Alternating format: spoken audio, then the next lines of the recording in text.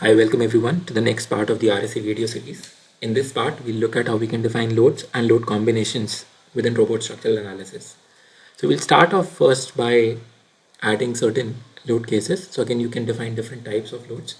So loads can either be accessed through the loads menu or the loads page. In this case, we will switch over to the loads page, which gives us a variety of options to defining loads in robot structural analysis. So first thing you'll notice is you have different nature of loads available. So depending on what kind of load you want to define, so whether it's a dead load or a live load condition or a wind load or a seismic load, you can create a specific load pertaining to that type.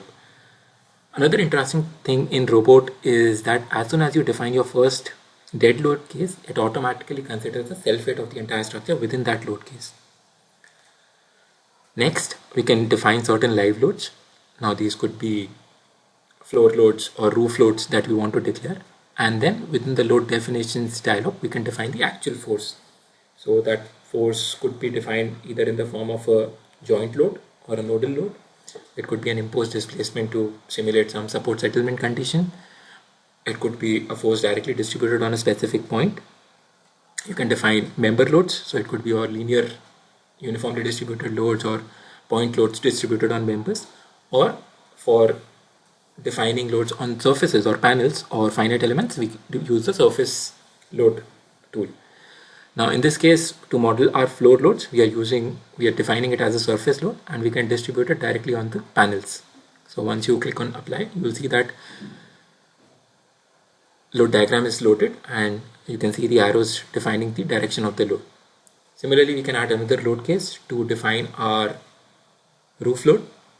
And again, we can go to the load definition tool. So it can be accessed either through the loads menu or you can use the shortcut.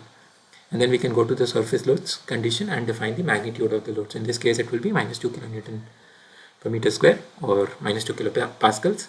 And then once you define that, you can specify the element to which you want to define. So in this, it will be the roof slab. Once you select the element, and once you click on apply, automatically the load is distributed.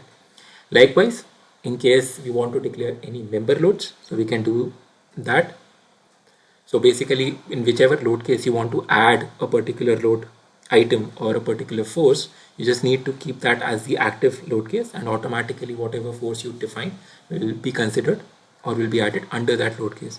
So in this case, we'll add certain member loads that we want to distribute on the beams on my first and second floors. So we can select, once we've defined the magnitude and the direction of the load, we can then select the elements to which we want to apply that load. So in this case, we applied it on the first floor. Now you can also define the elements through the tables that you see at the bottom of your screen. So either you can do it through the dialog box, or in case you are able to select the elements, then you can just do a quick copy paste to define all the elements to which you want to apply that force. So in this case, I am just doing that operation. I can just remove the existing list and then copy the new list and paste it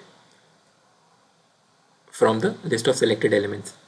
So as soon as I paste that, you'll see that load will be applied to all the selected elements in one single go. So again, that also provides us an easier mechanism to do modification in case the loads change at a later stage. So that can also be managed. Now once we've defined our primary load cases, similarly we can make use of the same process to define any other load conditions, or whether it be defining wind loads manually or any other load item that we want to do, we can use the same process. But interestingly, we can also define load combinations. So in this particular case, I have some primary load cases. So depending on the code that I am following, which is the Australian standard in this instance, it will automatically consider the factor of safety or the multiplying factor, and we can create a load combination. So this is the manual method of creating load combinations, where we select the individual load cases and then also define the factor. But then robot also has an inbuilt mechanism to automatically generate these load combinations based on preset conditions as per the design standard that we are following. So in this case, since it's the Australian standard AS1170 that we are following, it automatically generates the load combinations for all the primary load cases that it reads currently available in the model. Now we can pick and choose the specific load combinations that we want to consider for this particular scenario. So again, we can consider the different load combinations that we would be making use of for our analysis and design.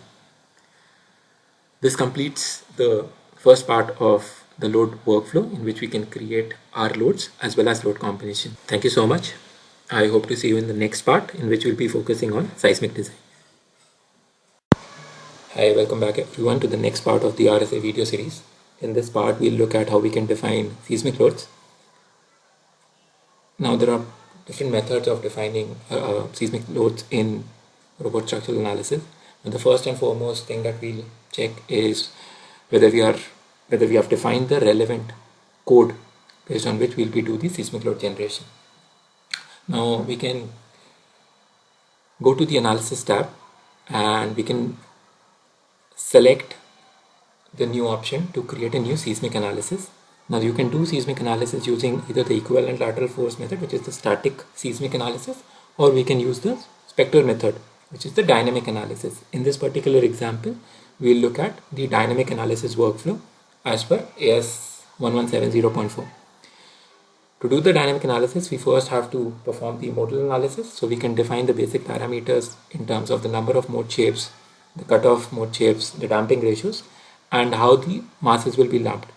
So once we have defined that, we can then quickly define our seismic analysis, and we can define all the seismic parameters. So soil category, the zone coefficient, the response reduction factor, the direction of the seismic force. Also, in case I want to consider the static seismic analysis, so I can just, using the standardized formula, define the fundamental time period, and it will automatically compute the base year value as per the static seismic calculations. In this case, we will consider the seismic in both the lateral directions in X and Y, and once we click on OK, it should generate the seismic loads both in the X direction as well as in the Y direction. Once we've generated the seismic loads, we can then look at performing the calculations for the seismic analysis. Now, once we run the calculations, you'll see it will automatically try and compute all the different calculations. It will try and analyze the different mode shapes that will be generated. It will solve for the eigenvectors and eigenvalues for the seismic analysis, and once it's done, we can quickly go and visualize the results. Now in this case, we will in a later video we'll have a detailed look at how the results could be explored in robot, but for the understanding of seismic results, I just wanted to quickly show you how the modal analysis was carried out and how the mass participations for the different load cases have been computed. So as you can notice, in this particular case, in the 7th mode itself, we've been able to achieve greater than 95% mass participation for both the load cases.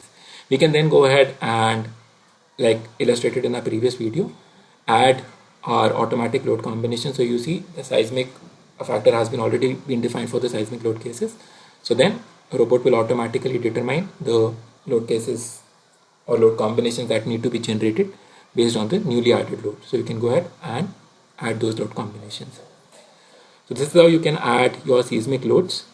In the latest video, we'll look at how we can analyze the results. Thank you.